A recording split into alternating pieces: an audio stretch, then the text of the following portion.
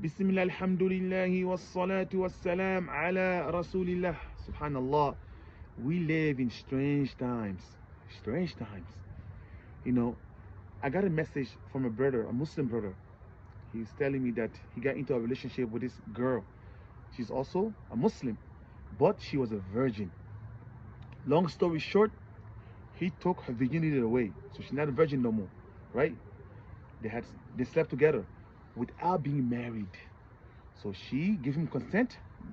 She allowed him to come into her bed, take her virginity away.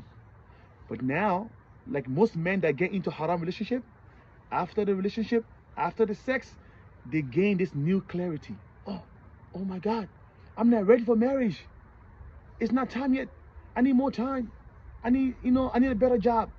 But before the sex, oh, he was ready. He was the man. He was saying the most sweet words to her. But most girls get deluded by this. Well, long story short, he took her virginity away. Now she's putting pressure on him to marry her. So I guess he doesn't want to marry her. So now he's concerned. He sent me a message saying, will Allah honor her dua against him? Because she prayed against him. She made dua to Allah to curse him, to punish him. Now he's worried.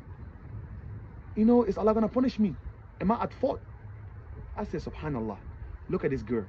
There's no remorse. You just disobeyed Allah. Not even astaghfirullah, not even the regret. So she's only angry because he didn't marry her. She's only angry because a good result didn't come out of the haram relationship. You see, most people are deluded, thinking that if they want something good, they want blessings, they can go about it the wrong way. No.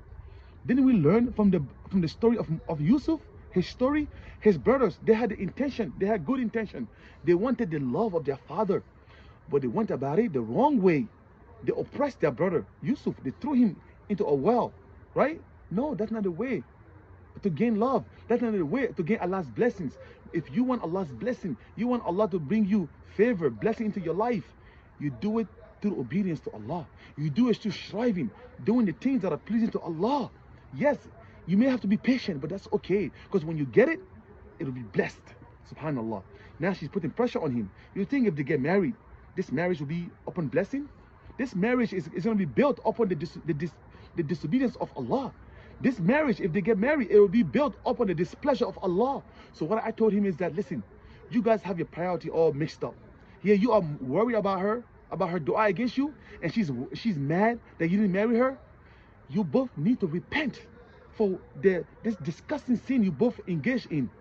You both need to repent. You both need to ask Allah to forgive you.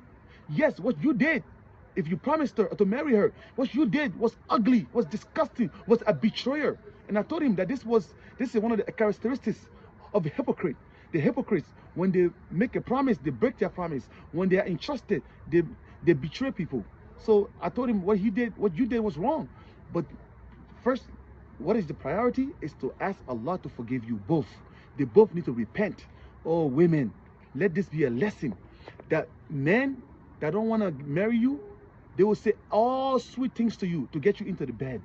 No, never allow any man to even come close to you like this, except they've married you. They have to marry you. They have to marry you. Don't compromise on this. Say marriage or nothing else, or you're not touching me at all. Subhanallah, wallahi, we need to emphasize this to our daughters, our sisters, our aunties, our cousins that are females. We need to really make sure that we tell our cousins that are female. We need to make sure that we tell our daughters and our sisters the importance of getting married. Don't let any man sweet talk you into getting you into the bed. No, subhanallah. Look at this now. This sister needs to repent. And Islamically, because he's worried, he's like, do I have to marry her? I said, Islamically, there's nothing in Islam that says if you commit zina, if you fornicate with a girl, you have to marry her now. No, you both disobey Allah. You both did haram. He didn't force you. This guy didn't force her. This was her consent. She consented. She lied in the bed and allowed him to get on her. Subhanallah. This is the reality. Women need to hear the truth. That if you allow these men to do this to you, this is what's going to happen. They are not forced to marry you now. Yeah, they will say anything to get you into that bed. But once you get into the bed, after that, these men, they get this clarity now. They're not ready. It's too soon. Subhanallah. May Allah Azza wa Jal guide us and forgive all of us for our mistakes. So I told this brother that repent to Allah and tell her, you guys need to repent. Fix it. Perhaps, how many people today that have fixed their life, they used to engage into haram relationship, but they repented. And because of that, Allah blessed them with good spouses. Allah gave them good wives, good husbands, even though they have horrible past, right? They have in their past, they committed zina, they committed fornication, they committed all kinds of things. But they repented, they sincerely came back to Allah, they cried to Allah, and Allah forgave them, and Allah blessed them with good spouses. Subhanallah. This is the way to gain Allah's blessing. May Allah guide us. Ameen.